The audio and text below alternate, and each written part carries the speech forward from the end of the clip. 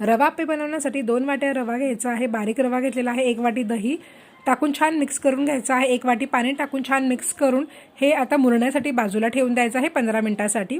त्यानंतर ना इथे मी एक कढई घेतलेली आहे, 1 चमचा तेल गरम करून घेतलेला आहे, 1 चमचा मोहरी, 1 चमचा जिरं छान फुलून घ्यायचं आहे।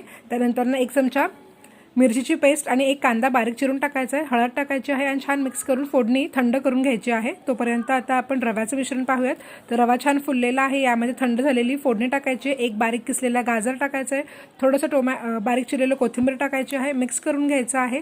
आता यात थोडंसं पाणी टाकायचं आहे, जास्त पाणी टाकायचं नाही आहे आणि चवीनुसार मीठ टाकून मिक्स केलेलं आहे। 2 चिमूट खायचा सोडा टाकून याचे आता मिक्स करून घ्यायचं आहे आणि आता आप्पे पात्र छान गरम केलेलं आहे, यामध्ये आप्पे करून घ्यायचे आहेत आणि झाकण लावून छान असे हे शिजवून घ्यायचे आहेत। दोन्ही बाजूने उलटपुलट करून छान असे हे आप्पे शिजवून घ्यायचे आहेत। इथे अगदी झटपट तयार होणारे मसाले आप्पे तयार झालेले आहेत, नक्की करून बघा।